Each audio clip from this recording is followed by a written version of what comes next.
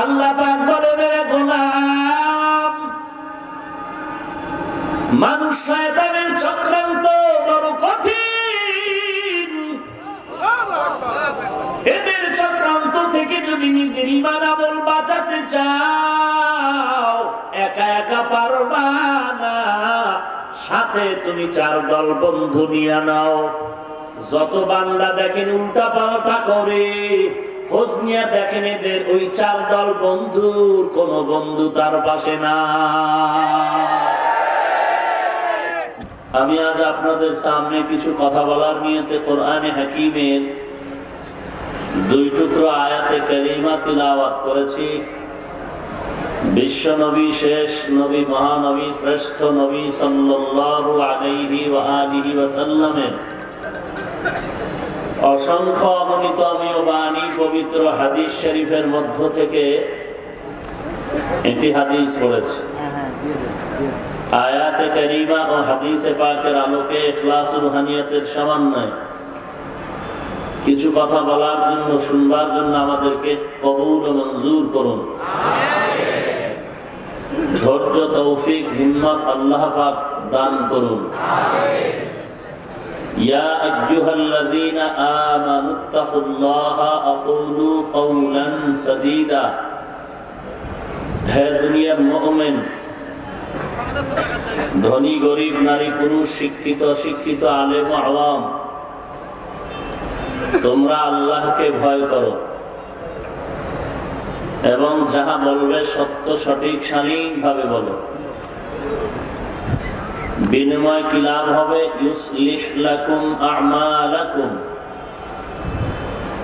জিন্দেগীর ত্রুটি যুক্ত সমস্ত আমল আল্লাহ পাক ত্রুটি মুক্ত করে দিবেন।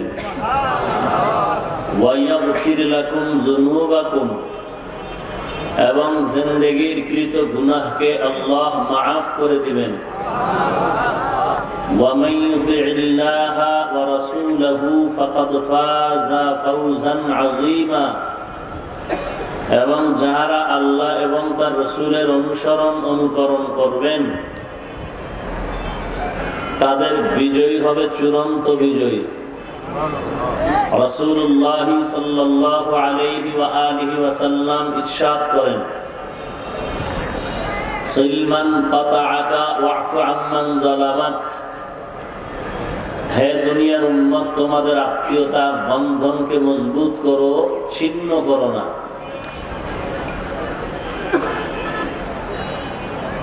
কেউ যদি তোমাদের উপরে জুলুম করে, মাফ করে দাও। ওয়া আহসিন ইলা মান আসাআ ইলাইক।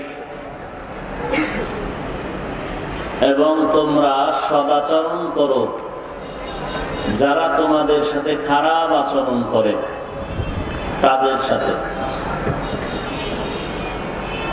এ হলো আয়াত হাদিসের সংক্ষিপ্ত তরজমা। আল্লাহ পাক 2টো আদেশ করেছেন গোটা দুনিয়ার মুমিনকে। মানলে 2টো পুরস্কারের ঘোষণা করেছেন। 1 নম্বরে তাকওয়া অর্জন করো তথা আল্লাহকে ভয় করো। দ্বিতীয়ত জবানের হেফাজত করো। 2টো আদেশ মানলে 2টো পুরস্কার। ত্রুটিযুক্ত কাজ ত্রুটি মুক্ত হয়ে যাবে। দ্বিতীয়ত জিন্দেগীর সমস্ত গুনাহ আল্লাহ মাফ করে দিবেন। কিভাবে তোমরা এই 2টো আদেশ মানবা, এদিকে ইঙ্গিত করে আল্লাহ আয়াতের শেষের দিকে বলেন, ওমাইয়ুতি'িল্লাহা ওয়া রাসূলাহু। যাহারা আল্লাহ এবং তার রাসূলের ইতাআত করবে, অনুকরণ করবেন, ফাকাদ ফাযা ফাওজান আযীমা। অতঃপর তাদের বিজয় হলো চূড়ান্ত বিজয়ী। তাকওয়া অর্জন করো, জবানের হেফাজত করো। কিভাবে করবা? আল্লাহ এবং তার রাসূলের আনুগত্যের মাধ্যমে, অনুকরণের মাধ্যমে। অনুসরণ আর অনুকরণ কিভাবে করবে? কেউ যদি কারো অনুসরণ অনুকরণ করতে চায়, দেখে দেখে করাটাই খুব দামি এবং মজবুত হয়। কিন্তু আল্লাহকে তো দেখার কোনো সুযোগ নাই দুনিয়াতে। আল্লাহ এজন্যই শুধু তার কথা বলেননি, রসুলের কথাও বলেছেন। কারণ রসুলকে তো দেখা যায়। জিন্দেগীর 63 বছর পর্যন্ত যারা দেখেছেন, তারা রসুলকে দেখে দেখে আমল করেছেন, শিখেছেন।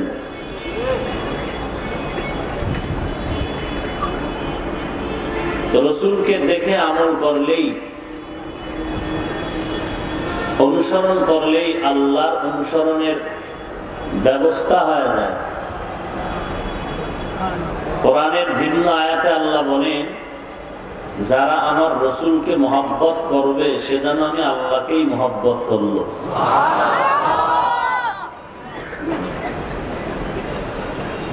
রসুলের মহব্বত কিভাবে হবে?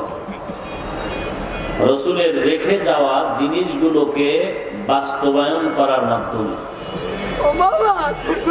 নবীজি এই জন্য বলেছেন, সাল্লু কামা রাআইতুমুনি উসাল্লি। হে সাহাবায়ে কেরাম, নামাজ আদায় করো আমি রসুলকে যেমন নামাজ আদায় করতে দেখো। পৃথিবীর ভেতরে আম্বিয়ায়ে কেরামের পরে সর্বোচ্চ ইলমওয়ালা, আমলওয়ালা, তাকওয়াওয়ালা সাহাবায়ে কেরাম। আর এই সাহাবায়ে কেরামদের মধ্যে সর্বোচ্চ মর্যাদা আছেন 10 জন সাহাবা। এক নম্বরে আবু বকর সিদ্দিক রাদিয়াল্লাহু তাআলা আনহু। আমাকে একটু জবাব দিয়ে আপনারা সহযোগিতা করবেন, আমারও সহযোগিতা হবে এবং আপনাদের দিলেও কথাটা ঢুকে যাবে। সেটা হলো, বর্তমানে যে কোরআন হাদিসের ব্যাখ্যা কিতাবাদি আছে,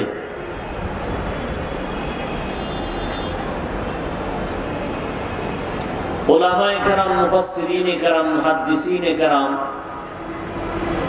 মুদাররিসিনে কেরাম যারা আছেন, মুফতিয়ানে কেরাম, সাহাবায়ে কেরামদের থেকে এরা বেশি বুঝতেছেন কিতাবাদি না তারা বেশি বুঝেছেন? তাল মিলেন না, বুঝে শুনে বলেন। ইমাম আবু হানিফা রাহমাতুল্লাহ আলাইহি কোরআন হাদিস বেশি বুঝেছেন না আবু বকর সিদ্দিক বুঝেছেন? এটা অস্বীকার করার কোন রাস্তা আছে? তাহলে রসুল জানতেন কিনা যে সাহাবায়ে কেরাম কিতাবাদি বেশি বুঝবেন? বলেন না কেন? তাহলে নবীজি তো এই কথা বললেই পারতেন, সাল্লু কামা রাআইতুমুল কিতাব। নামাজ আদায় করো কিতাবে যেমন আছে। নবীজি তা না বলে বললেন, নামাজ আদায় করো আমাকে যেমন দেখো। নবী জানতেন সাহাবায়ে কেরামদের জ্ঞান, আমল, তাকওয়া সব থেকে বেশি, এবং 10 জন তো জান্নাতের সুসংবাদ প্রাপ্ত। এর মধ্যে আবু বকর সিদ্দিক 1 নম্বরে। নবী এটাও জানতেন যে এই সাহাবায়ে কেরাম কিয়ামত পর্যন্ত থাকবে না, আমি রাসূলও থাকবো না। সেই সময়ের উম্মতেরা যারা সাহাবায়ে কেরাম পাবে না, নবী পাবে না, তাদের উপায় কি? নবীজি বললেন, ইন্নাল উলামা ওয়ারাসাতুল আম্বিয়া। উলামায়ে কেরাম আম্বিয়ায়ে কেরামগণের ওয়ারিস। টাকার না, সম্পদের না, ইলমে নবুয়তের ওয়ারিস। নবীজি একথা বলে কি বুঝাতে চাইলেন? যেই সময় নবী পাইবা না, সাহাবা পাইবা না, এমনকি মুজতাহিদ ইমামও পাওয়া দুষ্কর হয়ে যাবে। কিয়ামত পর্যন্ত নতুন কোন শরিয়াত আসবে না।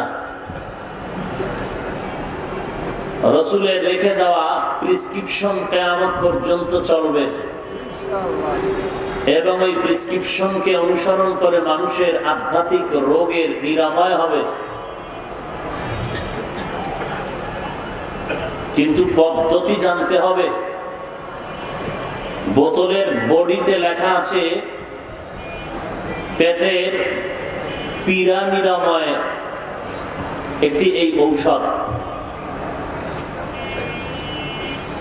এক বোতলে আপনার 10 কাপ 10 চামচ ঔষধ। পুরো বোতলের গায়ে লেখা পেটের ব্যথা নিরাময়ের জন্য এই ঔষধ। এখন যদি কেউ দোকান থেকে কিনে ডাক্তারের পরামর্শ ছাড়া সেবন করে, ডক ডক করে পুরাটাই একটানে সেবন করে, অ্যাকশন হবে না রিয়াকশন হবে? কেন? ঔষধ কি পেট ব্যথার বাইরের? পেট ব্যথার জন্যই তো। রিয়াকশন হবে কেন? ডাক্তারের পরামর্শ মানে নাই অথবা নেয় নাই, নেয় নাই অথবা নেওয়ার পরে মানে নাই। গোটা দুনিয়ার উন্নতের জন্য আল্লাহ রাসূল প্রেসক্রিপশন দিলেন। মানুষের জিন্দেগীর সমস্ত সমস্যার সমাধান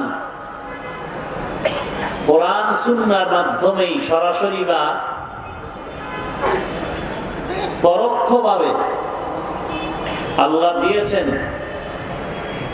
কিন্তু যে কেউ ধরলেই পারবে না। ডাক্তারের পরামর্শ নিয়ে ঔষধ সেবন করতে হবে। আমি রাসূল আসি তো আমার উম্মতের ডাক্তার আমি নিজে। আমার অবর্তমানে আমার উম্মতের রুহানি ডাক্তার প্রেসক্রিপশন করবে না। প্রেসক্রিপশন তো আমিই করে দিলাম, শুধু নিয়ম শিখায় দিবে আমার সাহাবায়ে কেরাম। কিন্তু যারা নবী পাবে না, সাহাবায়ে কেরাম পাবে না, তাদের উপায় কি? রাসূল বললেন আল উলামা ওয়ারাসাতুল আম্বিয়া। উলামায়ে কেরাম আম্বিয়ায়ে কেরামগণের ওয়ারিস। সাহাবা থাকবে না, নবী থাকবে না, কিন্তু কিয়ামত পর্যন্ত উলামা থাকবে। এই উলামায়ে কেরামদের প্রেসক্রিপশনের পদ্ধতি জেনে জেনে ঔষধ সেবন করো। আমার উলামা মাকসাদ না, পীর মাকসাদ না, আমার ইমাম মাকসাদ না। আমার মাকসাদ ইহদিনাস সিরাতাল মুস্তাকিম, জান্নাতে যাব। আমার মাকসাদ হলো আমি ঢাকা থেকে খুলনা যাব, মাঝখানে আমার নদী আছে পদ্মা। আমি ঢাকা থেকে চিটাগাং যাব, মাঝখানে নদী আছে মেঘনা। ব্রিজ ভাঙা, মাওয়া তো ব্রিজ নাই, ওই হবে হবে বলে শুধু স্বপ্নই দেখতেছি। এখন এই নদী পার হওয়ার উপায় কি? বন্ধু বসে আছে আমার অপেক্ষায়, খানা খায়নি। মেঘনার উপার আর পদ্মার উপার, উদ্দেশ্য আমার বন্ধুর সাথে মোলাকাত। মাঝখানে নদী, পার হওয়ার কোনো উপায় নাই, ব্রিজ ভেঙে গেছে। হঠাৎ একজন আগন্তুক এক ব্যক্তি একটা নৌকা নিয়ে আসলো, এসে বলে ভাই আপনি নৌকায় চলেন। নৌকায় উঠাইয়ে আমাকে ওপার নিয়ে গেল, টাকাও নিল না। আমি বন্ধুর কাছে গিয়ে যখন হাজির হলাম, বন্ধু বলল আমার এখানে আসতে তো মাঝখানে নদী আছে, পার হওয়ার উপায় কি হলো? বলে এই কথা বলার কি, একজন বন্ধু সহযোগিতা করেছে এমন যে ভাড়াটাও নেয় নাই। ঘটনা বুঝে থাকলে বলুন, বন্ধু এ কথা শুনে খুব বেজার হবে? খুশি কেমন? বলে তুমি কিছু দাও নাই, আমার উচিত তাকে হাদিয়া দেওয়া। আমার মাকসাদ আমি আল্লাহর সাথে মোলাকাত করব, জান্নাতে যেতে হবে। মাঝখানে বেঈমানের পাতা নদীর ফাঁদ আছে, জাহান্নামে ঢুকানে। গোলামি করব আল্লাহর, আদর্শ মানব নবী। এখন ওই জান্নাতের পথে আল্লাহর গোলামি নবীর আদর্শ নিয়ে যে যাব, শয়তানের ধোকায় পড়ে না কোরআন শিখেছি, না হাদিস শিখেছি, না রাসূলের সুন্নাত জেনেছি। হঠাৎ করে আমার হাত ধরে পথের কোন বন্ধু এসে বলে, ভাই তুমি জান্নাতে যাবে? বলে জি। তো জান্নাতে কেমনে যাইবা? বিশাল জাহান্নামের নদী আছে, তো সুদের নদী, ঘুষের নদী, বেপরদার নদী, পার হবে। আসো আসো, তোমাকে পার করায় দিই। নামাজ পড়ো, টুপি পরো, দাড়িটা লম্বা করো, মা বাবার খেদমত করো, জিকির করো, কোরআন শিখো, কোরআন তেলাওয়াত করো। হাতে ধরে শিখাই দিলেন তাবলীগওয়ালারা, চরমনাই উজানি, ওলামায়ে কেরাম, দেওবন্দি কওমি, এরকম বড় বড় আল্লাহর খাস বান্দা, আহলে হক, পীর মাশায়েখ, জনপুরি, ফুরফুরা, উজানি, সারসিনা, চরমনাই, বাহাদুরপুর, আহলে হক ওলামাদের মাধ্যমে মোটামুটি আমরা কাছাকাছি আগাইতেছি। কিয়ামতের ময়দানে যদি রাসূল জিজ্ঞেস করে, তুমি কোরআন পারো? পারিনি। কেমনে শিখলা? আমি তো ছিলাম না, সাহাবাদেরও তো পাও নাই, না পাইনি, তো কিভাবে আমার তরিকা তুমি শিখলা? বলে চরমনের কারণে শিখছি, উজানির কারণে শিখেছি, আল্লাহওয়ালার সোহবতে গিয়ে শিখেছি, তাবলীগে গিয়ে শিখেছি, ওলামায়ে কেরামদেরকে দিয়ে শিখেছি। নবী খুব বেজার হবে, আমার তরিকা তোমারে আলেম শিখাইছে? তারা তো এখন দূরে না, তারা তো পুরস্কার দেওয়া দরকার। নবীজি বলবেন, হে আল্লাহ, আপনার গোলামি আর আমার আদর্শ শিখাইছে এই আলেম এদেরকে। আল্লাহ বলবেন, তাই নাকি? বলে হ্যাঁ। বলে তুমিও জান্নাতে যাও, যারা শিখাইছে তারাও যাও। তাহলে চরমনাইওয়ালারা, তাবলীগওয়ালারা, দেওবন্দি, কওমিওয়ালারা, আহলে হক, পীর মাশায়েখ, ওলামায়ে কেরাম মুসলমানের বয়ান করে পায়ে ধরে ধরে টাকাও নেয় নাই, বুঝায় বুঝায় দিনের পথে নিতেছে। দাড়ি বিহীন মানুষটাকে দাড়িওয়ালা বানাচ্ছে, পর্দাওয়ালা মানুষটাকে পর্দাওয়ালা বানাচ্ছে, গাঁজাখোর মানুষটাকে জিকিরওয়ালা বানাচ্ছে। এটা খুব ক্ষতি করতেছে না উপকার? অতএব যারা বলবে তাবলীগ খারাপ, চরমনাই খারাপ, কসম খোদার তুই নিজেই খারাপ। তোর অন্তর খারাপ, তোর মা খারাপ, তোর বাপ খারাপ, তোর রক্ত খারাপ।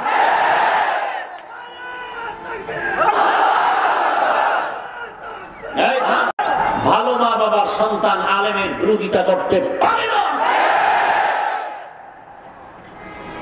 ভালো মায়ের সন্তান আলেমকে গালি দিতে পারে না, ভালো মায়ের সন্তান আল্লাহওয়ালার বিরুদ্ধে কথা বলতে পারে না।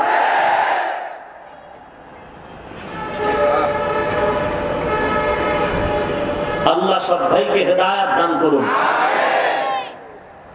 আল্লাহ বলেন, দুই আদেশ মানো। এক নম্বরে আমার ভয়। এত বয়ান চলতেছে প্রতিদিন 12 মাস, সেই রমজানের ঈদের পরের দিন থেকে শুরু, একদিন বাদ নাই। জোহরের পর, আসরের পরে, বাদাল মাগরিব, এশার নামাজের পরে, যদি আমি সময় দেই তো সারা রাত চলবে।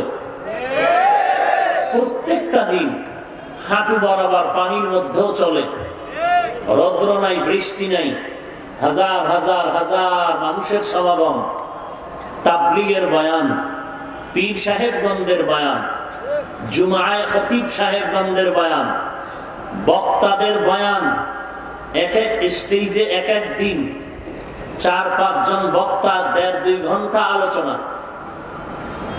এত সবার একই আওয়াজ, গোলামি করো আল্লাহ, আদর্শ মানো নবীজি, কোরআন মানো, সুন্নাত মানো। বয়ান হচ্ছে মানুষগুলো কেন প্রশ্নবিদ্ধ হয়ে যাচ্ছে, আমলের লাইনে দুর্বল কেন, নামাজ পড়তে চায় না কেন, আজান শুনে বাঁকা দিকে দৌড়ায় কেন, জিহ্বা হেফাজত কেন করে না, সুদ ছাড়ে না কেন, ঘুষ খাওয়া বন্ধ করে না কেন, হারাম থেকে ফিরে না কেন, কারণটা কি? সবাই তো মহাব্বতেই বুঝাচ্ছে, কেউ তো গালিও দেয় না, মহাব্বতের আওয়াজ দিয়ে বুঝায়, ভাই নামাজ পড়ো, টুপি বড়। এরপর মানুষ আমল করে না কেন? কারণটা কি? কারণ কি? আজীবনের জন্য কথাটা মনে রাখবেন, কারণ কি? কিয়ামত পর্যন্ত, ততদিন পর্যন্ত মানুষ যত বয়ান শুনুক, আমলের জন্য বান্দা নিজে আগ্রহ করে আমলের দরজায় আসবে না, যতদিন পর্যন্ত বান্দার অন্তরে আল্লাহর আযাবের ভয় না আসবে। আর আল্লাহর আযাবের ভয় অন্তরে ততদিন পর্যন্ত মানুষের আসবে না, যতদিন পর্যন্ত মানুষগুলো তাকওয়াওয়ালা আল্লাহওয়ালার সোহবতে না যাবে। আপনি তো মনে করেন আমার পীর লাগে না, উস্তাদ লাগে না, মুরব্বী লাগে না। আপনি কে? আপনি কে? আপনি যেই হন না কেন, বড় মুহাদ্দিস, বড় মুফতি সাহেব, প্রিন্সিপাল, বড় কলামিস্ট, বড় সাংবাদিক, সাহিত্যিক, বড় কবি, বড় খতিব, যত বড় মুহাদ্দিস হন না কেন, যত বড় মুফতি দাবি করেন না কেন, মুফতি আযম ফয়জুল্লাহ রাহমাতুল্লাহ আলাইহির উপরে নয়, শাহ ওলিউল্লাহ মুহাদ্দিস দেহলভির উপরে আপনি বড় মুহাদ্দিস নয়, সর্বোপরি সাহাবায়ে কেরামের উপরে নয়। সেই সাহাবায়ে কেরাম কেমন মুরব্বি মেনেছেন? এক সেকেন্ড রাসূলের দরবার থেকে দূরে যায় না, খানার টেনশন নাই, ঘুমের টেনশন নাই, টেনশন রাহমাতুল লিল আলামিনের সোহবত।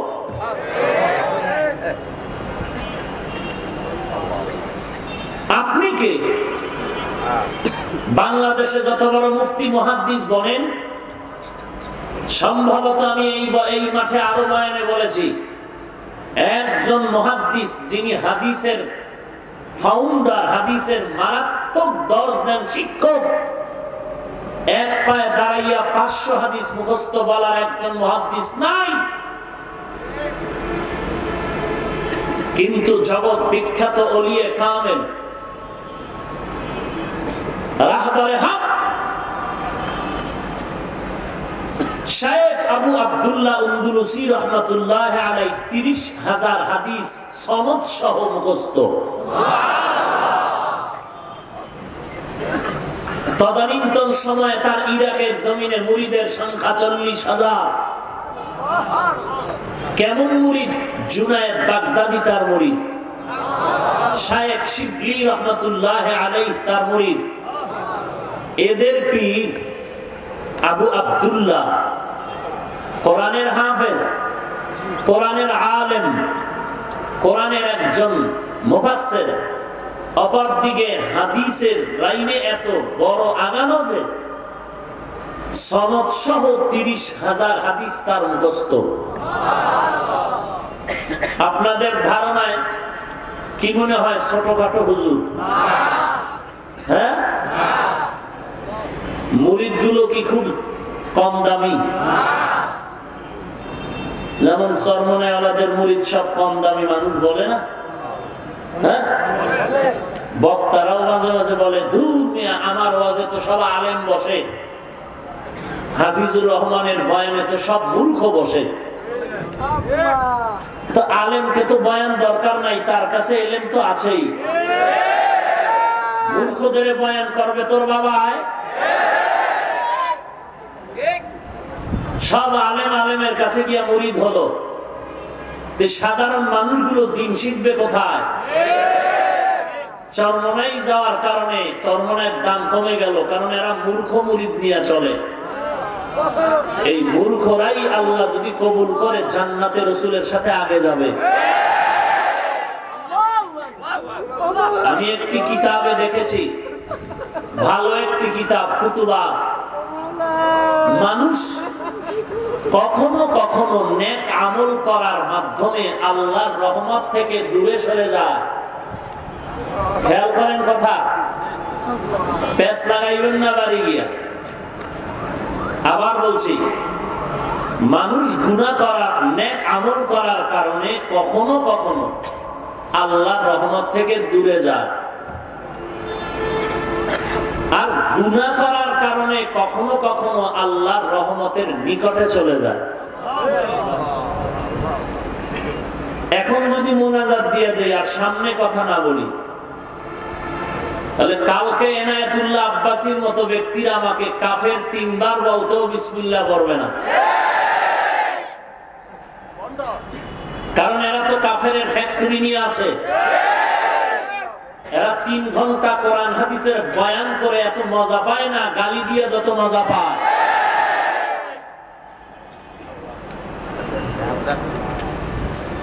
আবার কথাটা ভালো করে শুনেন, মানুষ কখনো কখনো নেক আমলের মাধ্যমে আল্লাহর রহমত থেকে দূরে যায়, কখনো কখনো গুনাহের দ্বারা বান্দা আল্লাহর রহমতের নিকটে চলে যায়। ব্যাখ্যা কি? ব্যাখ্যা হলো, নেক আমলের দ্বারা বান্দা অহংকারী হয়, অহংকারীর পতনের পূর্বাভাস। আমার থেকে বড় আলেমকে, আমার থেকে বড় বক্তাকে, আমার থেকে বড় জাননেওয়ালাকে, আর গুনাহগার গুনাহের দ্বারা অপরাধী স্বীকার করে মাথা নত করে আল্লাহর রহমতের দরজায় যায়।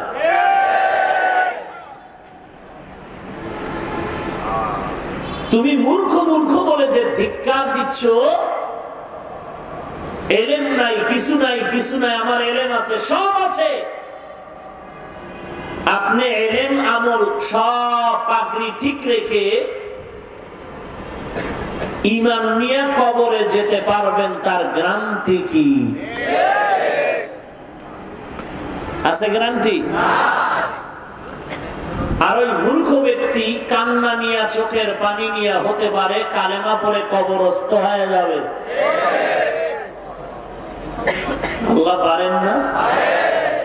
কি বুঝাইতে চাইলাম? আলেমের দাম নাই, মূর্খের দাম বেশি। হ্যাঁ, এই তার ছাড়া তো এটাই বলবে।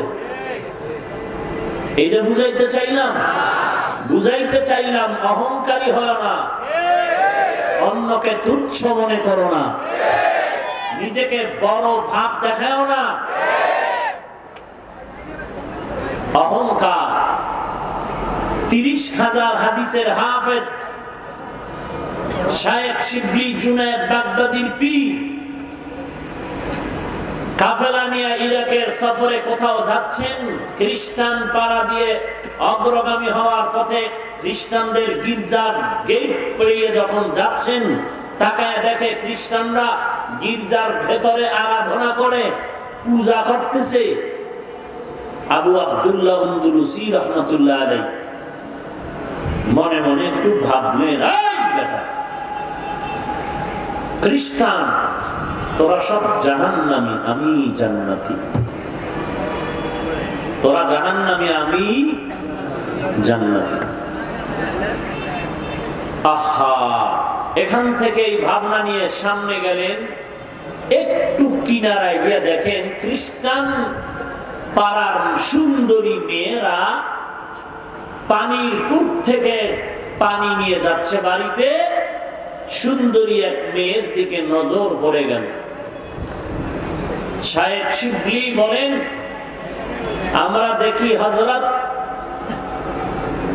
ওই মেয়ের দিকে এক নজরে তাকিয়ে আছেন। বললাম চলুন, বলে তোমরা যাও, আমি ওই মেয়েকে বিবাহ না করে যাব না। লম্বা কথা, আমরা কান্না কান্না কান্না কান্না। এত কান্না কিন্তু তার দিল নরম হলো না। সর্বশেষ নিরুপায় হয়ে আমরা চললাম ইরাকের খানেকা। আর এদিকে কি ঘটলো? 30,000 হাদিসের হাফেজ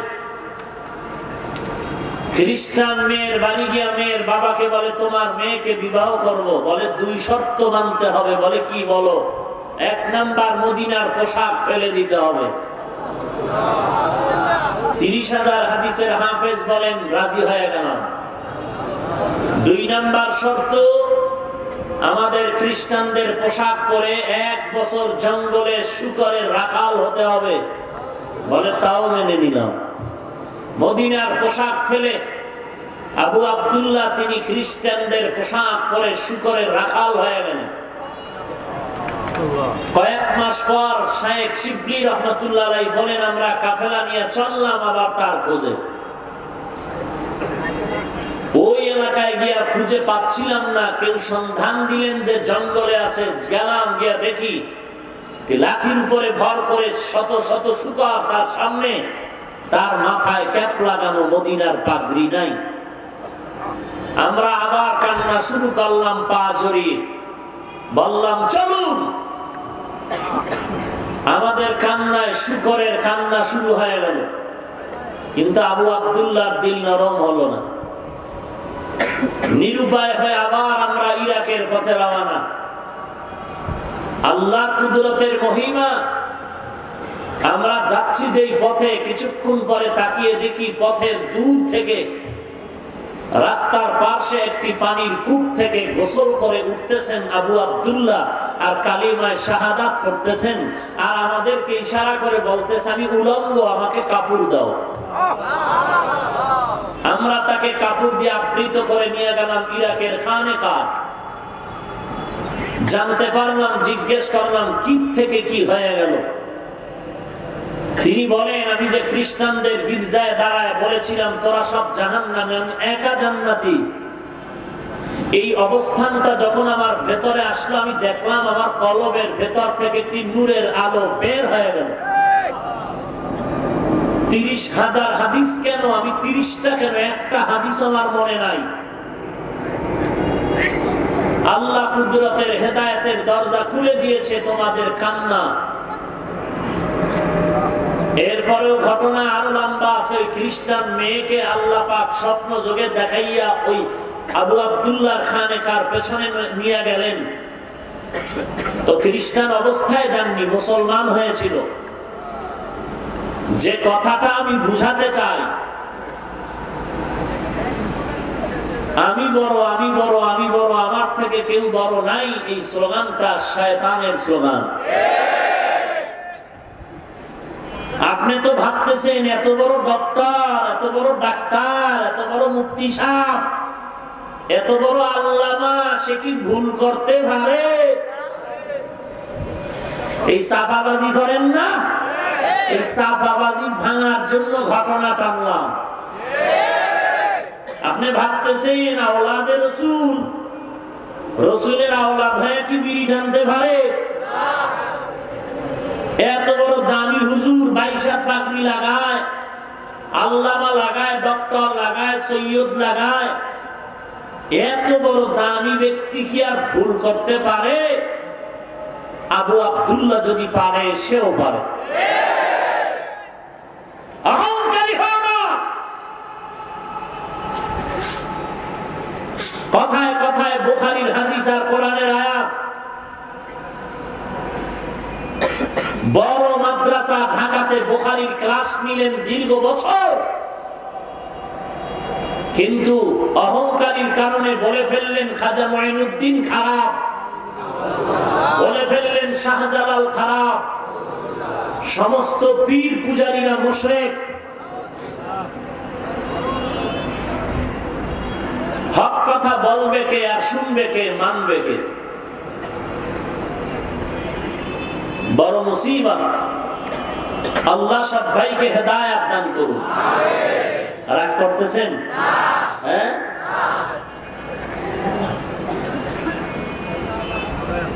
বড় আফসোস, এত বড় হুজুর কি ভুল করতে পারে? হ্যাঁ, ওলামায়ে কেরাম এখানে আছেন। রাসূলুল্লাহ সাল্লাল্লাহু আলাইহি ওয়া আলিহি ওয়াসাল্লাম নামাজে দাঁড়িয়েছেন, ইমাম। নামাজের মধ্যে রাসূল ইমামতি করতেছেন, সামান্য একটি ওয়াজিব তরক হয়ে গেল, সামান্য একটু খতা হয়ে গেল। সাহাবায়ে কেরামের উচিত ইমাম ভুল করলে লোকমা দিবেন, সাহাবায়ে কেরাম দেননি। নামাজ আনতে রাসূল বললেন, আমার ভুল হওয়াটা স্বাভাবিক, তবে তোমরা ধরিয়ে দিতে হবে।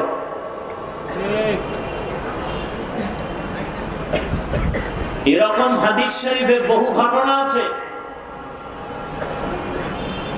কিন্তু আম্বিয়া কেরামরা যদি কিছু করে থাকেন, আল্লাহ তাআলা বলেছেন তারা বেগুনাহ, মাসুম, তাদের কোনো গুনাহ নাই। আকীদা যদি রাখে গুনাহগার, তার ঈমান চলে যাবে। আর আমার রাসূল সম্পর্কে তো আর বলার অপেক্ষাই রাখে না। সব রাসূল নবীদের উদাহরণ চলে, আমার রাসূলের উদাহরণ নবী নিজেই, আলাদা কোনো উদাহরণ নাই। মনটা খারাপ লাগতেছে আপনাদের? এত দলাদলি কেন আমাদের মুসলমানের মাঝে? হয়তো অন্যকে সহ্য করে নিতে পারি না, আমার পজিশন কমে যাক, সইতে পারি না। এই ব্যাপার শুধু একটাই। তো যে কথা বলতেছিলাম, ততদিন পর্যন্ত মানুষগুলো আমলের লাইনে নিজের আগ্রহে আগাবে না, যতদিন পর্যন্ত অন্তরে জাহান্নামের ভয় না আসবে। আর ততদিন পর্যন্ত মানুষের অন্তরে তাকওয়া বা জাহান্নামের ভয় আসবে না, যতদিন পর্যন্ত উম্মতেরা একজন আল্লাহ ওয়ালার বন্ধু না হবে। ইয়া আইয়ুহাল্লাযীনা আমানুত্তাকুল্লাহা ওয়া কুলু কাওলান সাদীদা। এক নম্বরে জবানের হেফাজত, এক নম্বরে তাকওয়া অর্জন করো, দুই নম্বরে জবানের হেফাজত করো। তাকওয়া মানে আল্লাহর ভয়। কেন আল্লাহর ভয়? সন্তান মা বাবাকে ভয় করার কারণে মা বাবার সামনে অন্যায় করে না। কেন? বলে মা বাবা আমাকে বিচার করবে, আসামির কাঠ ধরায় দাঁড় করাবে, শাস্তি দিবে।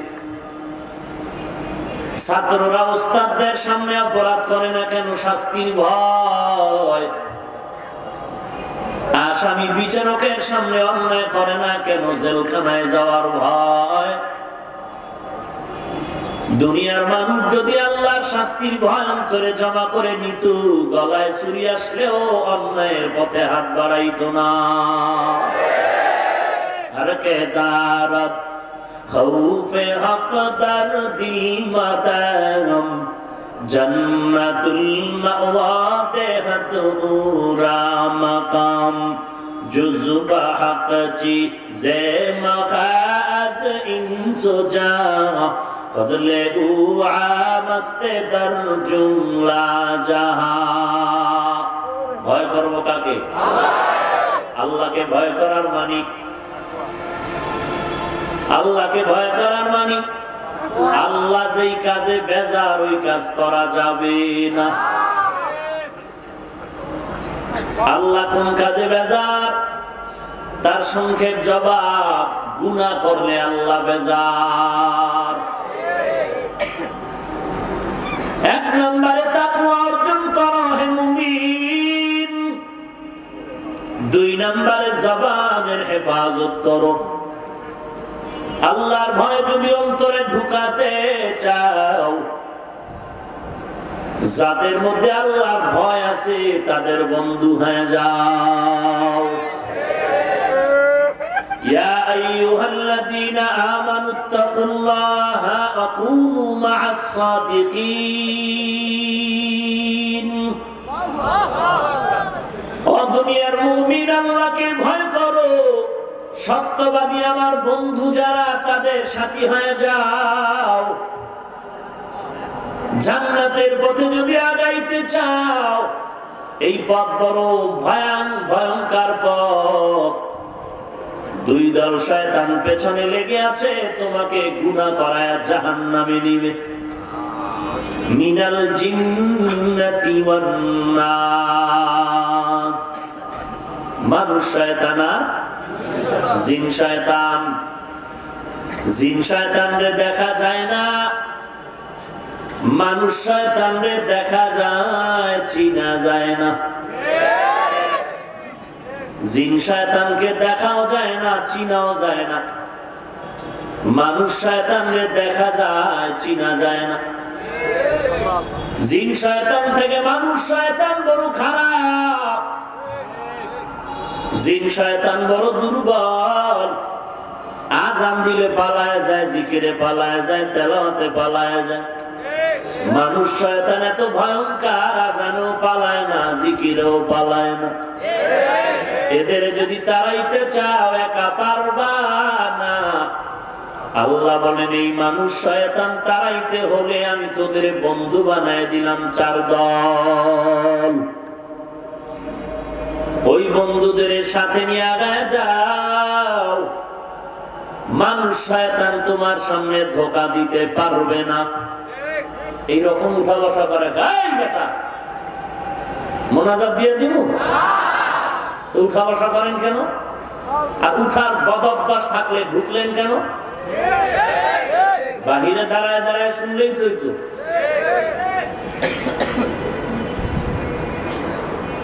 এই বদভ্যাস থেকে জাতি কবে পরিত্রাণ পাবে? দেখছেন কি কারবার? মানুষ শয়তানের চক্রান্ত বড় মারাত্মক। জিন শয়তান আযান শুনলে দৌড়, কোরআন তেলাওয়াত শুনলে, জিকির শুনলে। আর মানুষ শয়তান কত খারাপ, জিকিরেও ভালায় না, বরং লাগিলে বলেছে জিকির বন্ধ করুন। কত খারাপ। আল্লাহ পাক বলেন, গোলাম,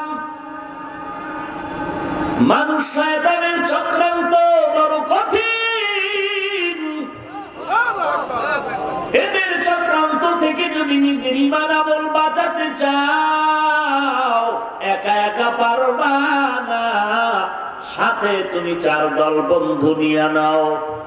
যত বান্দা দেখেন উল্টা পাল্টা করে, খোঁজ নিয়ে দেখেন এদের ওই 4 দল বন্ধুর কোন বন্ধু তার পাশে না। আমি কোরআন কম বুঝিনি, আমি হাদিস কম পারিনি, আমার ইমাম লাগবে কেন, আমার পীর লাগবে কেন, আমার মাযহাব লাগবে কেন? এই লাইনের মানুষগুলোই গোমরাহ বেশি হয়। খোঁজ নেন, মিথ্যা বললে আমার জুতা মার। কোন ইমাম লাগে না, মুরব্বী লাগে না। মুরব্বী ঠিক রাইখাও ঠিক থাকা যায় না, আর একা একা আরো ঠিক থাকবা কসু।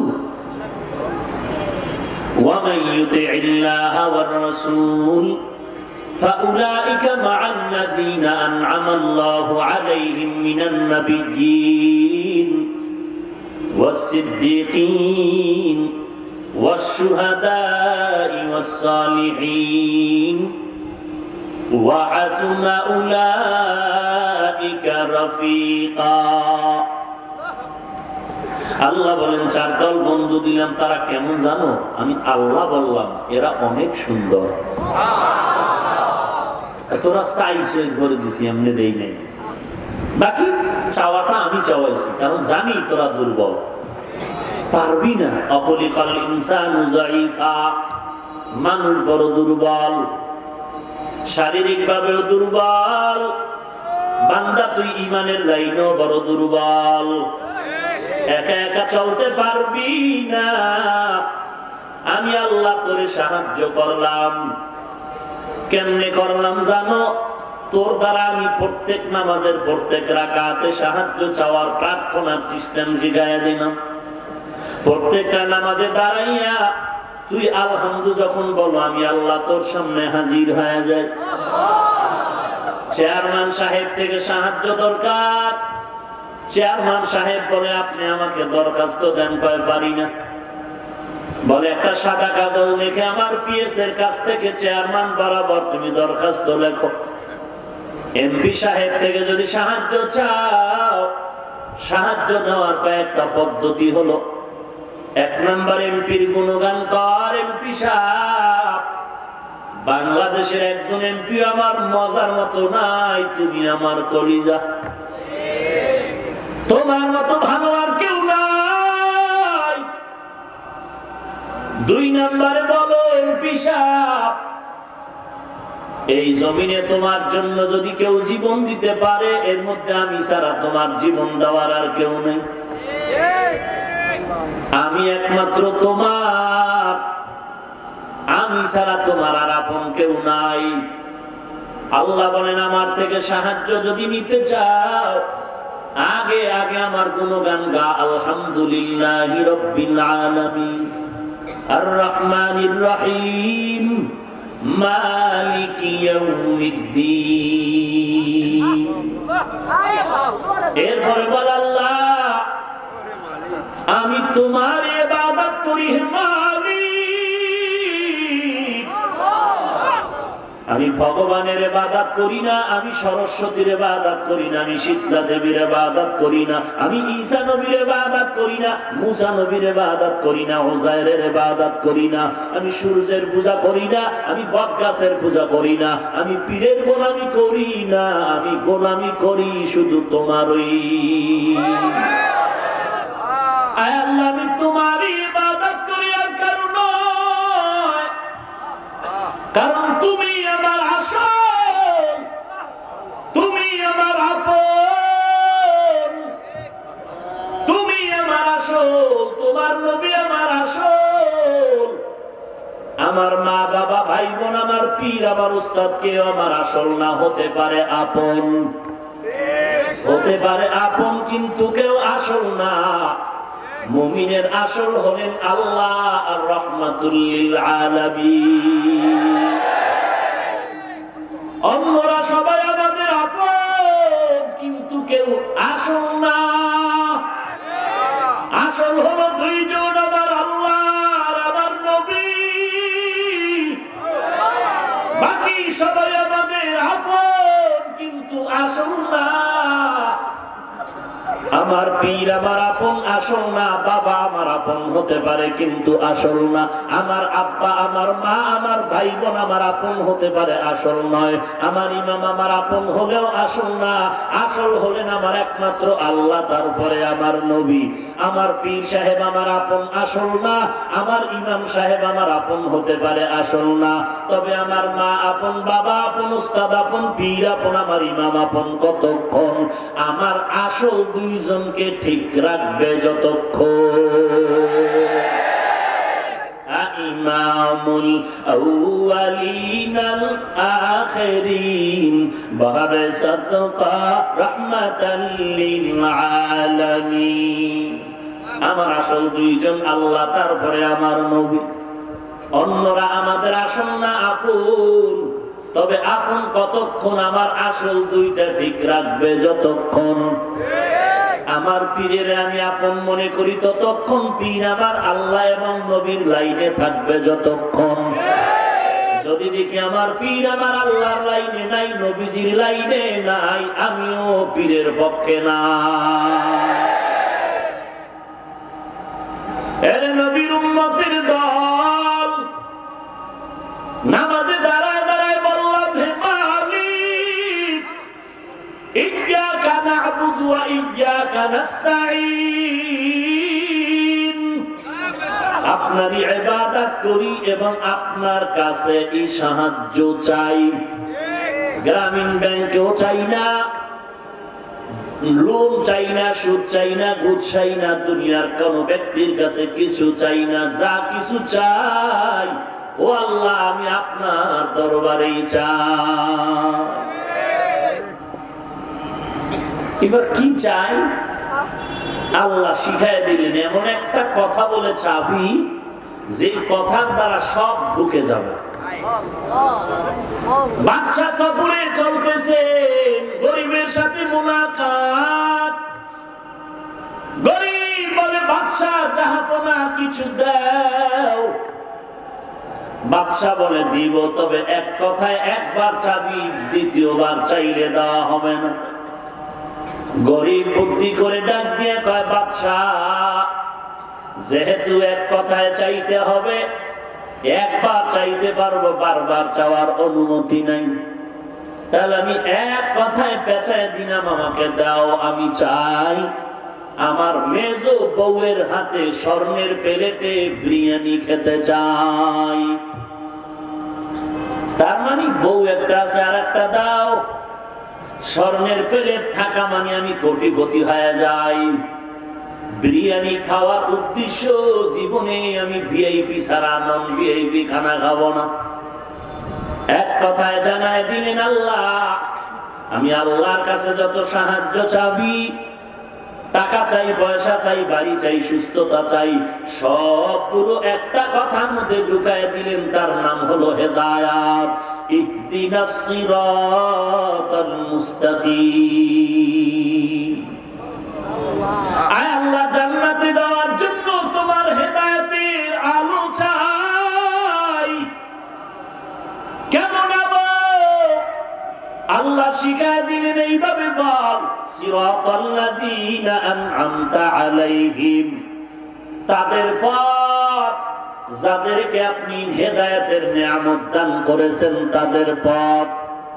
গায়রিল মাগদুবি আলাইহিম ওয়ালাদ-দাল্লিন, খ্রিস্টান আর ইহুদি গোমরা পথভ্রষ্ট, তাদের পথ আমরা চাই না। ওই বান্দাদের নিয়ামত প্রাপ্ত যারা, তাদের পথ চাই। তারা কারা? বলে, তারা চার দল: নবীগণ, সিদ্দিকগণ, শহীদগণ, সালেহগণ। আল্লাহ যাদের বললেন সালিহিন, কোরআনের অন্য আয়াতে আল্লাহ বললেন তারাই সাদিকিন, তারাই উলামায়ে কেরাম, তারাই হলেন আউলিয়া আল্লাহ। তারা আমার বন্ধু। আমি আল্লাহ তাদের মোহাব্বত করে বন্ধু বললাম। কেন বললাম তারা আমার বন্ধু? তাদের মধ্যে দুইটা গুণ আছে। আল্লাযীনা আমানু ওয়া কানু ইয়াত্তাকুন। এক নম্বরে তারা আমাকে ভয় করে, তাদের ঈমানটা পরিশুদ্ধ, ঈমানে কোনো ভেজাল নাই, দুনিয়ার কাউকে তারা ভয় করে না। সিলেটের জমিনে শাহজালাল রাহমাতুল্লাহ আলাইহি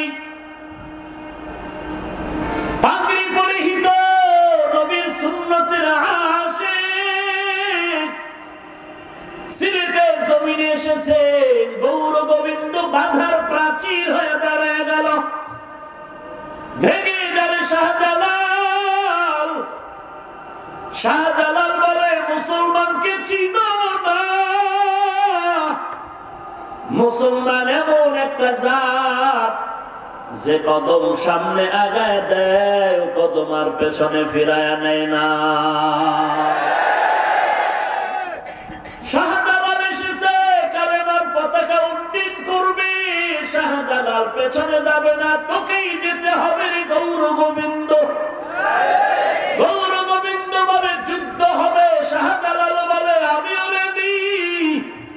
তোর আছে টাকা, তোর আছে অস্ত্র। আমি শাহজালালের টাকা নাই, অস্ত্র নাই, তবে আমার আছে আমার আল্লাহ। ওয়ালা তাহিনু ওয়ালা তাহজানু ওয়া আনতুমুল আ'লাউন ওয়া আনতুমুল আ'লাউনা ইন কুনতুম মুমিনিন।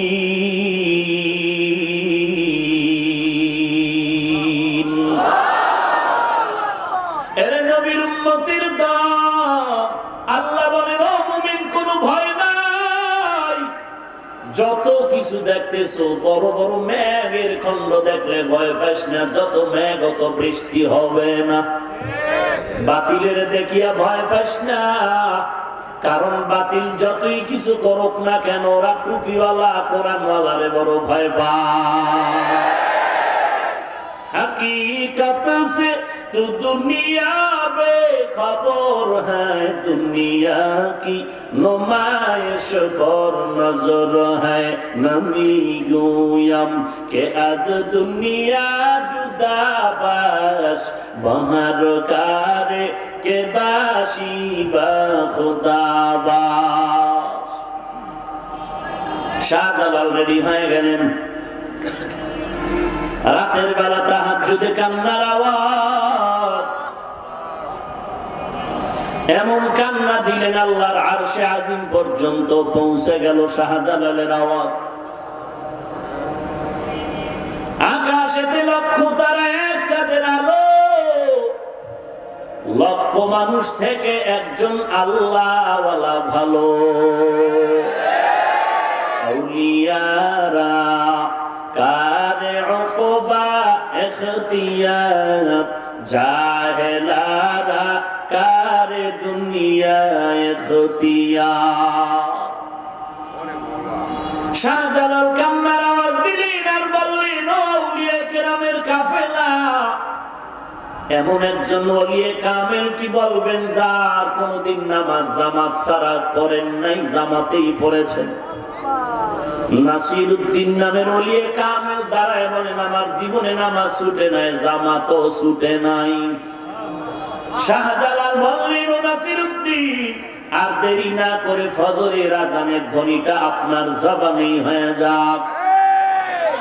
নাসিরউদ্দিন নামের ওলিয়ে কামেল শাহজালাল রাহমাতুল্লাহ আলাইহির অনুমতি ক্রমে যখন ফজরের আযান দেওয়া শুরু করলেন, জমিনের মধ্যে জ্বালা শুরু হয়ে গেল। আযান শেষ হতে না হতে গৌর গোবিন্দ ধ্বংস হয়ে গেল।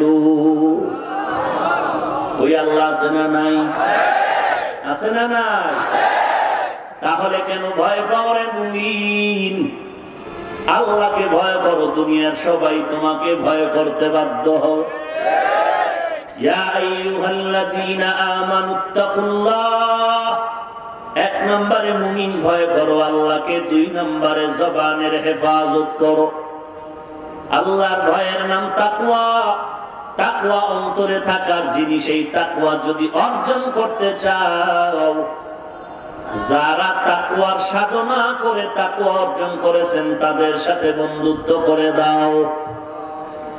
এরে নবীর উম্মতের দল, আল্লাহর বান্দা যুবক সন্তান এমন কোন গুনাহ নাই করে নাই। গুনাহ করে করে করে করে সমাজের প্রত্যেকটা মানুষের কাছে তার বদনাম। এলাকার সবাই বরদোয়া করে এই যুবক তাড়াতাড়ি জানি এলাকার থেকে বিতাড়িত হয়ে যায়।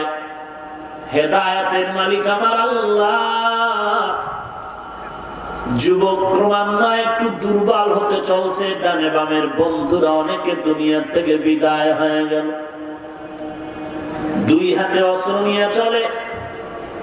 রাতের বেলা বান্দা ঘরের মধ্যে ঢুকলো, আরামে ঘুমাবে, ফ্রেশ হয়ে চিন্তায় পড়ে গেল জীবনটা কোথায় কাটাইল। এই জীবনে তেমন একটা নেক আমল আমার নাই। যুবক ভাবনা সাগরে পড়ে গেল। এজন্যই তো আল্লাহ বলেন, আফালা তাতাফাক্কারুন, ওরে মানুষ একটু চিন্তা করে দেখ, তুই কেমন ছিলি, এখন আছো কই, যাবি কই, তোরে নিয়ে তুই একটু ভাব। এজন্যই তো আউলিয়ায়ে কেরামগণ বলেন, মান আরাফা নাফসাহু ফাকাদ আরাফা রাব্বাহ, যে বান্দা নিজেকে চিনে সে আল্লাহকেও চিনে। আমরা আল্লাহকে চিনি না কেন? আসলে আমাকে আমি এখনো চিনতে পারি নাই। আমাকে আমি চিনি, আমি উল্টা ঠিকানায় আসল ঠিকানায় চিনতে পারি না। উল্টা ঠিকানা কি? আমি আমার পরিচয় দিই আমি একজন বড় বক্তা, আমারে চিনেন না। আদমি ইনসাবুদে আহমদ পু জাহলো হামে के साबुदे आदमीरा आदमीयत लाज़िम अस्तऊदे रागर बुना बाशद ही जमास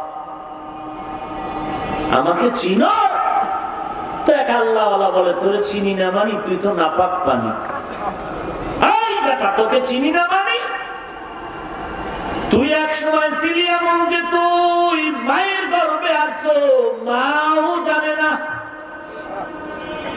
তোকে চিনি না মানি তোর পেটের ভেতরে পায়খানা দুর্গন্ধ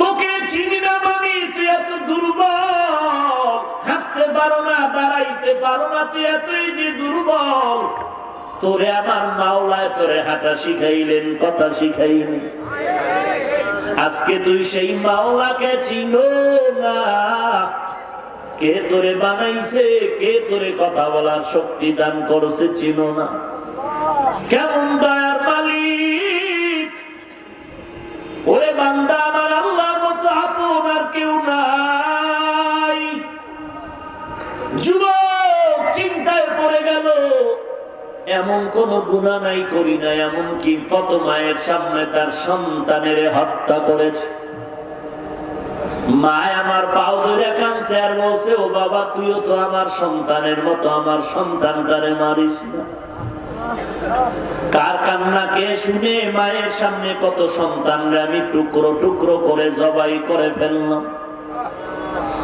কিন্তু যাদের নিয়ে আমি বাহাদুরি করেছি ডানে নাই বামে নাই কেমন যেন এতিম এতিম একা একা হয়ে যাচ্ছে এলাকার মানুষ বরদোয়া করে এই বরদোয়া নিয়ে মরলে তো আমি একা বাঁচবো না আমার সন্তানের উপরে অপবাদ দিবে মানুষ না এই অপবাদ নিয়ে আমি মরতে চাই না অপবাদ থেকে বাঁচার কোন উপায় আছে নাকি ভয় অন্তরে এসে গেল প্রত্যেকটা মানুষের মরণের আগে এই অবস্থা একবার আসবেই আসবে জীবনে করলাম কি আল্লাহর বান্দা ভাবতে না ভাবতে হঠাৎ করে শুনে মসজিদের মিনারায় ফজরের আজানের আওয়াজ আজানের আওয়াজটা শুনে যুবকের হৃদয়টা কেড়ে নিল এত মধুর আওয়াজ যুবকের মনটা চুম্বকের মতো টান দিয়েছে আল্লাহর ঘরে আমি যাব এতদিন আমাকে কত হুজুর ডাকছে মসজিদে যাই নাই কিন্তু আজকে ফজরের আজান আমার হৃদয়টারে কেড়ে নিল ফজরের আজান মজা লাগতেছে মসজিদে যাও কুদরত কার মাইয়াহদিল্লাহু ফাহুয়াল মুহতাদ ওয়া মান ইউদ্লিল ফালান তাজিদা লাহু ওয়ালিয়াম মুরশিদা আল্লাহ যাকে হেদায়েত দিবেন হেদায়েত পেয়ে যাবে যার কপাল খারাপ সে হেদায়েত পাবে দূরের কথা হেদায়েত পাওয়ার মতো কোন মুরব্বিও খুঁজে পাবে না যুবকের মনটা কেড়ে নিল আজান ফজরের আজান বড় মায়ার আজান এই জন্য নবীর তরিকা সুন্নাত হলো মুয়াজ্জিন সাহেব ফজরের আজান যেন বিনা ওযুতে না দাও ফজরের আজানটা তুমি ওযুর সাথে দাও ফজরের আজানটা তো করুন আওয়াজ যারা আল্লাহর মহব্বতে আজান দিবে ওই বান্দার আজানের আকর্ষণে বেনামাজিও মসজিদে নামাজে যাবে বিনা ওযুতে নয় ওযুর সাথে আজান দাও নবীর তরিকা মতে চলবে দেখবা বরকত বাড়তেই থাকবে কমবে না এরে নবীর উম্মতের দল যুবক এবার একটু শাক করিয়া আস্তে আস্তে করে বের হয় মসজিদের দিকে রওনা আল্লাহর নবীকে আল্লাহ বলেন উম্মতের জানায় দেন যারা আমি আল্লাহকে পাওয়ার জন্য এক বিঘা তাকায় আমি আল্লাহর রহমত তার দিকে এক হাত আগায় যায় যেই বান্দা আমি আল্লাহ পাওয়ার জন্য এক হাত আগায় যায় আমি আল্লাহর রহমত তার দিকে দুই হাত আগায় যায় যেই বান্দা আল্লাহ পাওয়ার জন্য হেঁটে হেঁটে আগায়, আল্লাহ পাকের রহমত ওই বান্দার দিকে দ্রুত গতিতে দৌড়ায়। আয় বেরাদার দূরে বাসা জিয়ারে বদ, ইয়ারে বদ বদ তর বুয়াদ মারে বদ তন হাতরা বার জানাত, ইয়ারে বদ বর জানে ইমানত জানা। বগুড়ার মিষ্টি আর কত মজা, যে খায় না সে বুঝে।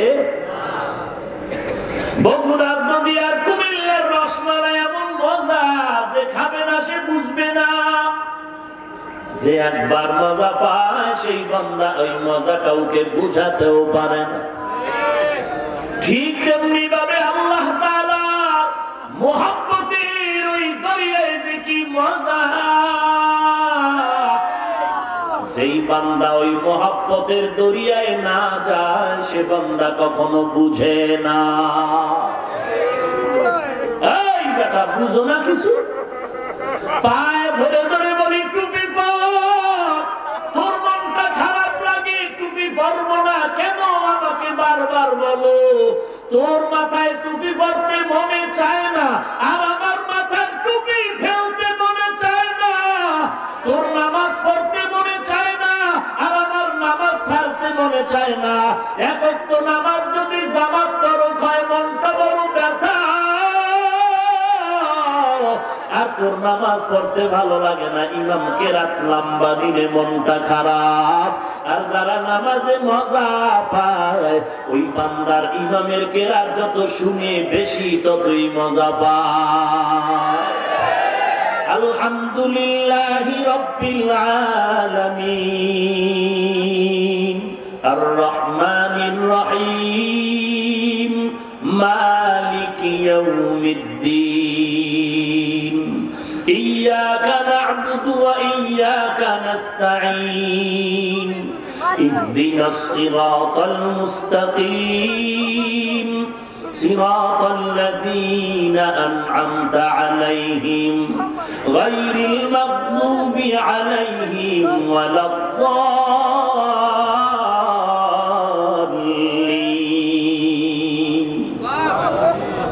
এরে নবীর উম্মতের দল, যেই বান্দা মদিনার নবীর মুহাব্বত একবার পেয়েছে ওই বান্দা নবীকে না দেখাও দান দান শহীদ করেছে। যেই বান্দা মদিনার ঘেরান একবার পেয়েছে ওই বান্দা মদিনার জন্য পাগল হয়েছে। গর্তের পিপিলিকা আল্লাহর কাছে বলে, মালিক একটু তুমি তা বাইতুল্লাহ ঘরটা দেখাও, মদিনার নবীর রওজাটা দেখাও। আল্লাহ বলে, বলে মক্কার কবুতর অমুক এলাকায় চলে যাও, গর্তের ভেতরে আমার একটা পিপিলিকা বাইতুল্লাহর পাগল হয়ে আছে, মদিনার পাগল, মদিনাটা দেখায় দাও।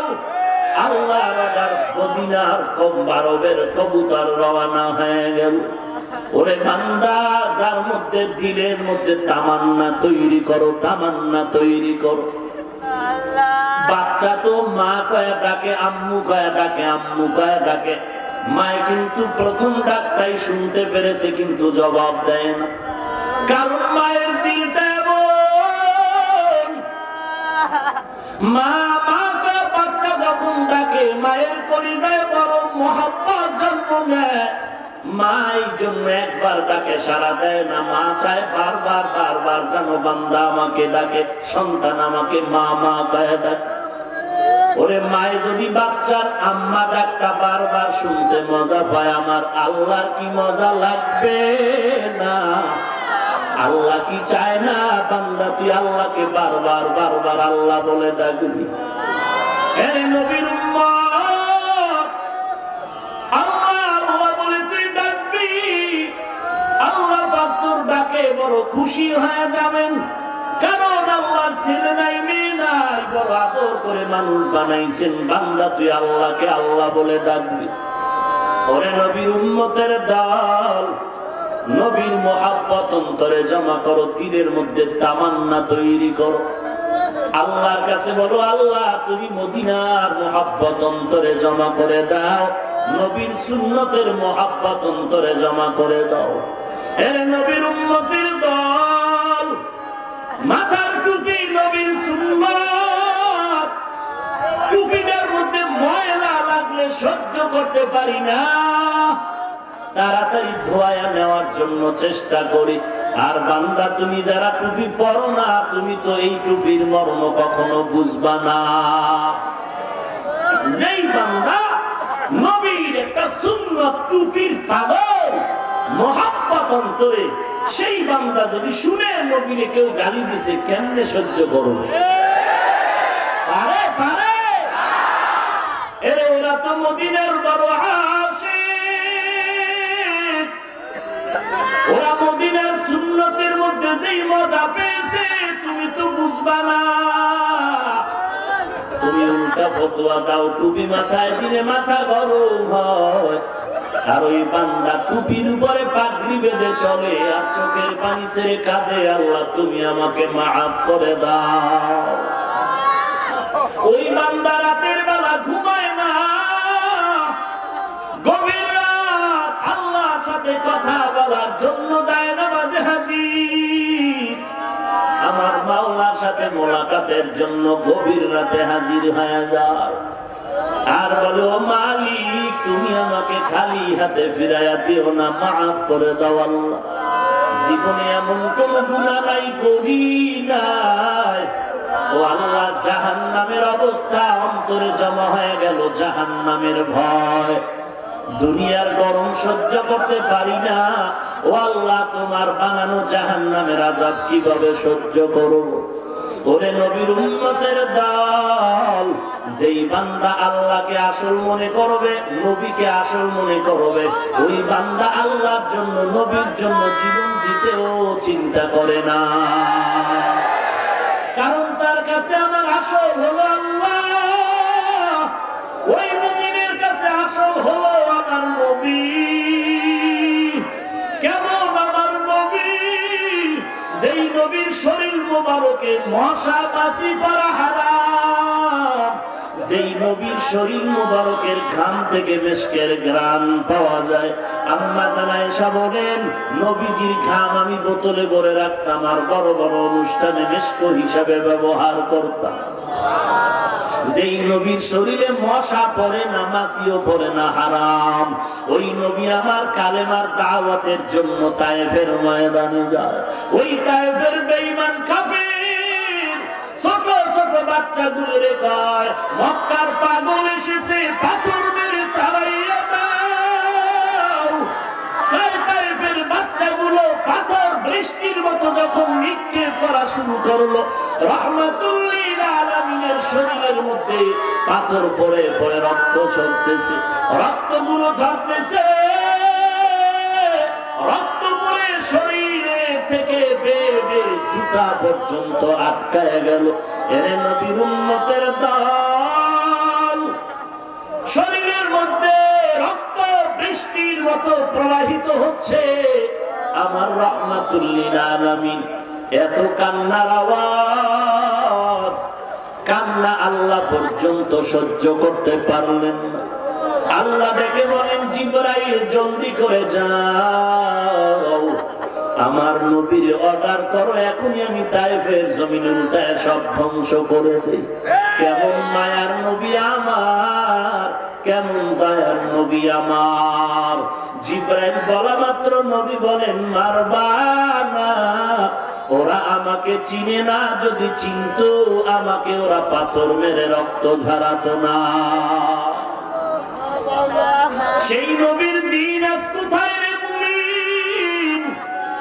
কোথায় গেল নবীর সে আদর্শ রে মুমিন? আজকে তুমি মুসলমান দাবি করো, তোমার চলাফেরায় নবীর সুন্নত নাই। আল্লাহকে ভয় করো, আল্লাহর ভয় যতদিন পর্যন্ত আসবে না আমলের আগ্রহ হবে না। আর আল্লাহর ভয় অন্তরে ততদিন পর্যন্ত আসবে না যতদিন পর্যন্ত একজন আল্লাহওয়ালার বন্ধু হতে না পারবা। আল্লাহওয়ালার বন্ধু হয়ে যাও, আল্লাহর ভয় অন্তরের মধ্যে ঢুকাও, গুনাহ ছেড়ে তুমি নেক আমলের জন্য সামন দিকে আগাও।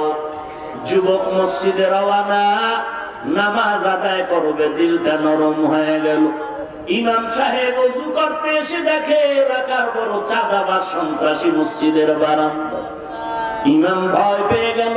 যুবক বলে, ভয় পেও না, আমি আজ গরম মেজাজ নিয়ে আসি নাই, দুর্বল নিয়ে আসি, তওবার নিয়তে আসি। ইমাম সাহেব ওযু শিখাইয়া দিলেন। যুবক ওযু করে নামাজের মুসাল্লায় দাঁড়ায় গেল। নামাজ আনতে ইমাম সাহেব যুবকের নিয়ে কামরায় নিয়ে বলে, যুবক কি চাও? বলে, আমি তওবা করে দিনের পথে চলতে চাই।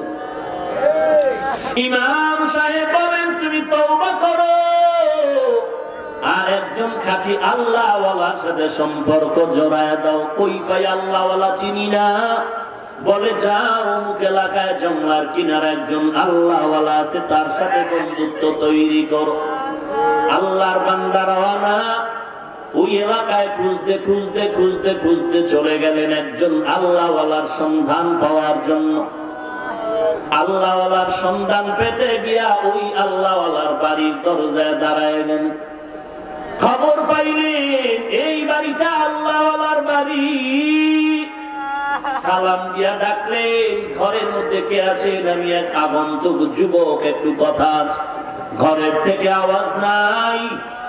আবার যুবক ডাক দিল, কোনো সাড়া নাই। আবার ডাক, সাড়া নেই। একটু কঠিন আওয়াজ দিয়া বলল, ঘরে কি কেউ নাই? হঠাৎ করে একটা মহিলার কণ্ঠ ভেসে আসলো। ডাক দিয়ে বলে, কে তুমি? আমি যুবক, কি চাও? বলে, এই বাড়ির আল্লাহওয়ালার কাছে আমি বায়াত হতে চাই। মহিলা কর্কশ মেজাজ নিয়ে কিছু বাজে কথা যুবকের বলল, যেন এখানে না থাকে। নতুন যুবক, দিন চিনি না, হঠাৎ এই মহিলার বাজে কথা শুনে মনটা খারাপ। বিদায় হয়ে যাবে। প্রতিমধ্যে একজন পরিচিত আল্লাহর এক বান্দা আল্লাহওয়ালার বন্ধুবর ডেকে বলে, কই যাও? আসছিলাম আল্লাহর ওলির সাথে মোলাকাতের জন্য। ঘরের ব্যবহার ভালো না, ফেরত যাই। বলে, দাঁড়াও, আমরা আল্লাহওয়ালাকে চিনি, তার ব্যবহার বলো খারাপ নয়। বিবির ব্যবহার খারাপ হলেও আল্লাহওয়ালা একজন খাঁটি আল্লাহওয়ালা, দেখা করে তার উপরে যাও। যুবক বলে, কোথায়? বলে, একজন আল্লাহর বলি, বড় গরীব, জঙ্গলের মধ্যে কাঠ কেটে কেটে মাথায় করে বাজারে নিয়ে বিক্রি করে তারপরে তার জিন্দেগি চালায়। তুমি রাস্তার কিনারায় দাঁড়াও, ওই আল্লাহর ওলি এই পথে আসবে, তোমার সাথে মোলাকাত হয়ে যাবে। যুবক রাস্তার ধারে দাঁড়িয়ে গেল। কিছুক্ষণ পর তাকায় দেখে একটা বাঘের পিঠে পাগড়িওয়ালা বুজুর্গ বসে আছে। যুবক তাকায় দেখে বাঘের পিঠে এক পাগড়িওয়ালা বসে আছে, লাকড়ির বোঝা, হাতে একটা লাঠি। যুবক বাঘ দেখে ভয় পেয়ে গেল, পিছপা হতে লাগলো। বাঘের পিঠে আরোহিত ব্যক্তি পাগড়িওয়ালা কয়, যুবক দাঁড়াও, কোনো ভয় নাই, একটু দাঁড়াও, ভয় পাওয়ার কিছু নাই। যুবক দাঁড়ায় গেল। আল্লাহর ওলি কিনারায় আসলে তাকায় দেখতেছে ওই আল্লাহর ওলির হাতে যে লাঠি দেখছিলাম, এটা লাঠি না, জংলার বড় একটা সাপ। যুবক ডাক দিয়া বলেন, ও আল্লাহর ওলি, আপনার কাছে আসছি, কথা পরে আগে জবাব দেন। স্ত্রীর ব্যবহার এত খারাপ কেন? ছেড়ে দেন না কেন? আল্লাহর ওলির নাম আবুল হাসান। ডেকে বলেন, ও যুবক, তুমি আমার বিবির ব্যবহার কয়দিন শুনেছো? বলে, একদিনও না। কয় ঘন্টা? বলে, ঘন্টাও না। মাত্র আধা মিনিট শুনেছি। বলে, এতেই তুমি একটু দুর্বল হয়ে গেছো। আর আমি আবুল হাসানের জিন্দেগীর 3 ভাগের 2 অংশ শেষ। আমার এই বিবির ব্যবহারে কোনোদিন মনটা খারাপ করি নাই। আল্লাহর দরবারে সবর এখতিয়ার করে কান্না করে দোয়া করেছে। ও যুবক, তাকায়া দেখ, ওই বিবির ব্যবহারে আমি ধৈর্য ধারণ করার কিনারায় থাকার কারণে আজ আল্লাহ দয়া করে এই বাঘ আমার গোলাম বানিয়েছেন, সাপ হাতের লাঠি আল্লাহ বানায় দিয়েছে। আউলিয়ারা কারে উকবা ইখতিয়ার, জাহেলারা কারে দুনিয়া ইখতিয়ার। মাইলে মোমেন সোয়ে মোমেন মিশাওয়াত, মাইলে কাফের সোয়ে কাফের মিশাওয়াত। يا أيها الذين آمنوا اتقوا الله وقولوا قولا سديدا يصلح لكم أعمالكم ومن يطع الله ورسوله فقد فاز فوزا عظيما। এক নম্বরে আল্লাহকে ভয় করো, দুই নম্বরে বান্দা জবানের হেফাজত করো। আল্লাহর ভয় যতক্ষণে আসবে না ততক্ষণ জবানটা হেফাজত করা সম্ভব হবে না।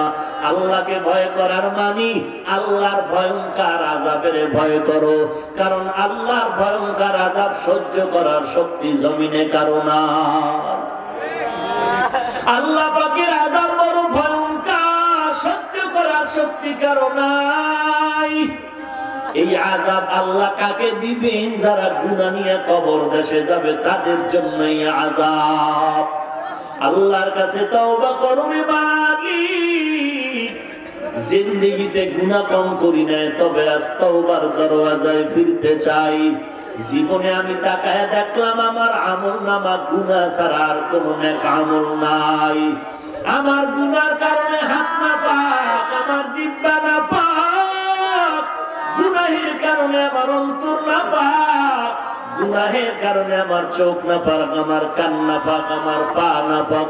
ও দয়ার মালিক, এই ময়দানে আমার মতো যেমন গুনাহগার কেউ নাই, আপনার মতো দয়াময় আর কেউ নাই রে আল্লাহ।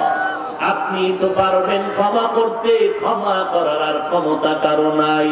ও আল্লাহ, আজকে এই ময়দানে তওবার দরওয়াজায় ফিরতে চাই রে মালিক, তুমি আমাকে মাফ করে দাও। গুনাহ নিয়ে কবরে যেতে চাই না, কবরের আযাব সহ্য করতে পারবো না। আয় আল্লাহ, তুমি আমাকে মাফ করে দাও। এরে যুবক, ও পর্দার আড়ালের মা, দুনিয়াটা কয়দিনের জন্য বাহাদুরি করবি রে বাবা? চোখ দুটো বন্ধ করে তাকায় দেখ, খেলার মাঠে কত সাথী বন্ধু ছিল, আজকে অনেকেই নাই। লেখাপড়ার মাঠে কত বন্ধু, আজ অনেকেই নাই। এক এক করে সবাই বিদায় নিয়ে চলে যাচ্ছে। একদিন তোমার আমার বিদায়ের পালাটা যখন চলে আসবে, এখন মনে করতেছি যুবক আছি, আরো 20 বছর আমি বেঁচে যাব, কিন্তু না। রাতের বেলা ঘুমায় গেলাম,